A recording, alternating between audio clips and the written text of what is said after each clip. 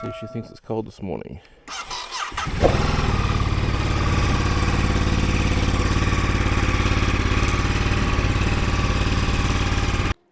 Day 4 and we are away. It was a nice warm night last night, so it didn't take long to pack the tent up. Everything was all dry, even got a coffee in. I thought I'd go check out Aramac, see what I could find, but the town was all completely shut this time of morning. On the outskirts, heading towards Muddaborough, on the right, which you can just see there, there is another camping area for caravans and camper trails, that sort of thing. I do believe you have to pay to stay at that one. It was a nice good morning with the sun coming up. It's just a nice day to pretty much chase your shadows. It's a pretty good road out from here to Muddaborough. Nice, wide, open, flat. The only issue was I got to Muddaborough, I think right on 8 o'clock, and the servo was supposed to open at 8 and no one was there. So I'm like, oh no, I really need fuel. But they arrived about 10 past 8. So from this service station I could have taken a left and gone along the fully sealed road all the way through to Hewenden. But I decided to take the main road out of town. It's good and it was bad. It was bad in that it cost a bit of extra time and it was unsealed. If it was a really bad day, this track would have been an absolute nightmare, which I'll talk about a bit later. But it turned out that it was actually a fairly good practice ride for upcoming sections in along Cape York. It was a good mix of like corrugations, a few washouts and some dust holes really.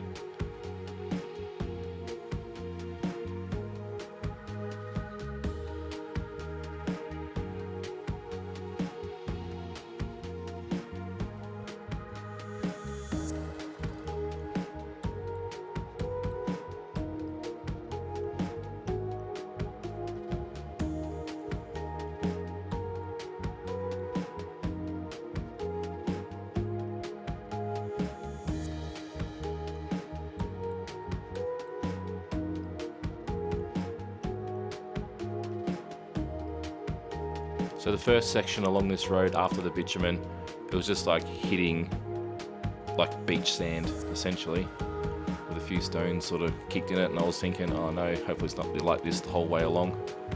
But the road does get better, and as I found out later on in Cape York, this is mainly caused by a lot of cars and caravans just hitting this at 100 k's an hour, and then the dust settling back down and just creating like a really soft road. So I started to keep the speed up. These little sand piles you see either side, they're about 4 inches high. So if you get the wheel in that, you lose the front end pretty quick.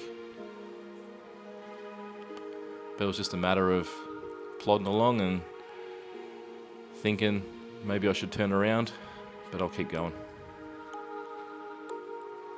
That's what I was thinking in my head as well. It's good practice. Just keep going. No point taking it easy the whole way through. And it did end up being very good practice for Cape York. So, but the corrugations here are about 40 centimeters apart. I'll just pause it. Oh, these are a bit bigger here, but they're sort of average between 40-50 centimeters apart. So the bike was actually handling this road really well. When the corrugations are a bit narrower, that's when this bike was sort of skipping along the top and I had to slow down a bit. So the Outback, guaranteed to come across some cattle. The camera doesn't really show this here, but there was a couple of hundred head of cattle all went running across.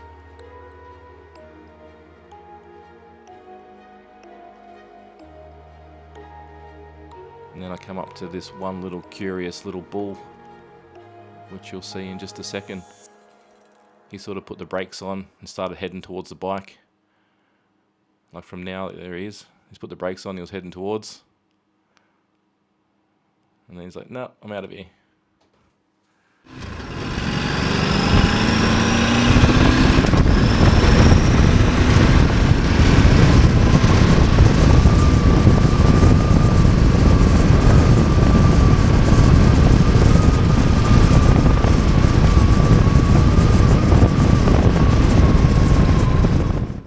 this road changed a fair bit and went from sand to red dirt, and then we hit this sort of mud that's sort of been dried.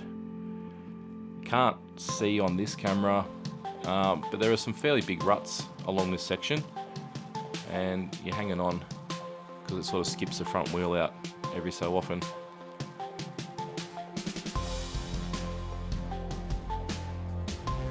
Just have to pick your line and just stick to it.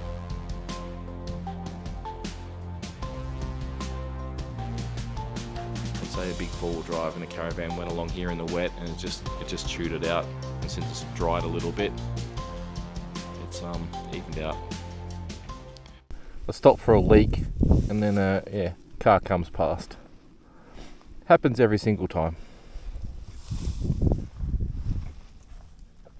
Already currently halfway along Hughenden Muttaburra Road. It's a 208k gravel road. Yeah, it's pretty soft, so in the wet, this one could be interesting. There is a road about 50 k's to the east. I think it's Torrance Creek Road. That is still bitumen. You can take that one if you're going through to Hughenden that way, or towing a caravan, that sort of thing. I've just stopped on a little floodway, mainly because it's the only spot where the kickstand will actually stand. There's a few little like bull dust patches, so you've got to be careful. But apart from that, you average about 80 k's an hour along this road, and then you can just see the soft parts, so you just have to slow right down. And when you come up to a floodway, try and take the edges, because in the middle there's like a good 4 to 6 inch little lip on it, so you've got to be really careful. I've hit a couple, so I was just checking over the wheel rims just then, just to make sure everything was all good. Yeah, getting there, should be there in an hour and a half or so to Hughenden, and then I've got to work out which way I'm going to go from there. We heard the road, or the gravel road, Hughenden north of there, I can't remember what the name of it is. It could be a bit rough, so we'll see. This is what I was just talking about, coming up to a floodway. Just stick to the side, slow down, and gradually come onto the floodway. If you came on direct there would have been about a 4-inch sort of solid block of bitumen that you just hit, which is no good for the front wheel, as we'll find out. You can see just to the left of the windscreen all these rocks. These are about the size of a tennis ball. I only filmed on this section here because I was too busy trying to dodge them all. But this went on for about a good 5-10 k's. Okay, coming into Hughenden. Pretty interesting town, very laid back. And they also have 95 fuel. So anyone's wondering what do they actually have? 91, 95 and diesel. Which I was actually surprised about. Some bigger towns on the way up that didn't have 95. So we'll fill up and get back into it.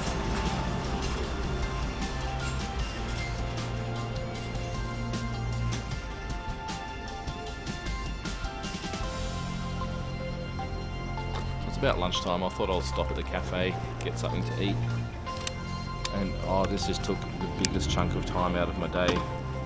I was the only one in the store. There was 2 people working, and it took 35 minutes to get a bacon and egg sandwich. Welcome to Outback Queensland. Just so relaxed. They weren't in a hurry at all. I can understand you have to make it, you don't have them sitting there. You know, it's not a fast food restaurant, but 35 minutes for a sandwich. I was nearly pulling out the hair that I don't have.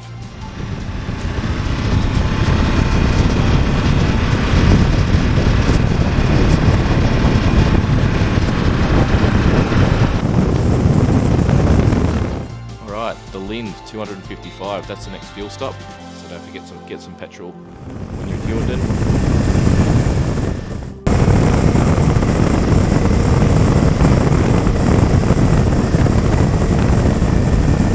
In the distance, I could see a bike coming up. I'm like, this guy is in the middle of nowhere. Like, good on him. He's fully loaded up.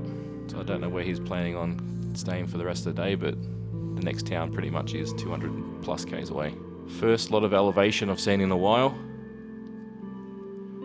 This is heading towards Lyndhurst. Once again, still very straight, flat, open roads.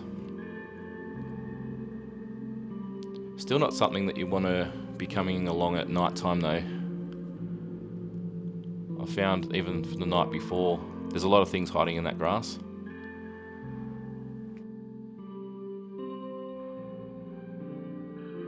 Alright, we're up into the ranges now.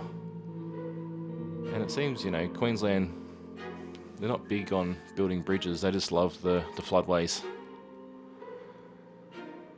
So in the wet season, yeah, this would be unpassable. Even though it's a main road, they would get flooded very, very quickly. This seemed to be a big theme all the way up, even to the tip.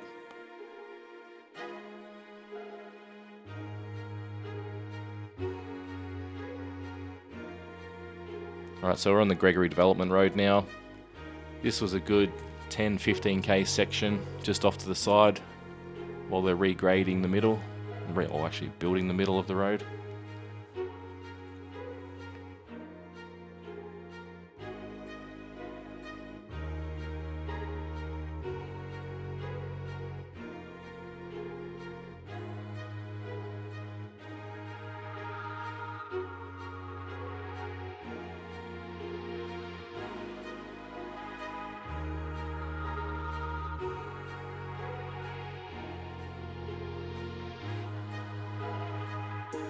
And then I actually caught up to the water tanker, which was keeping the dust down. It was actually pretty good until he ran out of water. You can see now, you can just see the dust popping up from the back of the tanker. And then I copped that for the next 30 plus Ks because he refused to pull over. He just sped up. There we go, there's the end of the water. First taste of red dust. Like literally, I forgot to close the vent on my helmet, so I was literally eating red dust.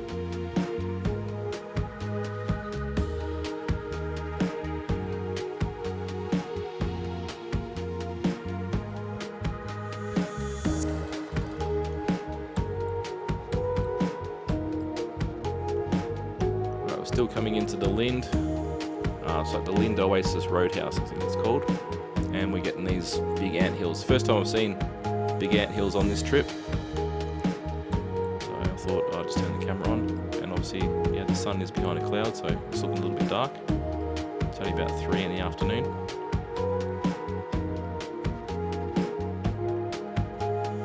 I didn't record much after this because it was a lot of the same, being what you're seeing now. A lot of just little ant hills, some trees. There was nothing really exciting happened for the rest of the day. They've started all the burn-offs up this way. It's a pretty common theme in northern Queensland. Just burn everything. Try and manage the land essentially. And I thought it was pretty cool coming into this next section. You've got all the regrowth coming on the trees. It makes it look all nice and fuzzy.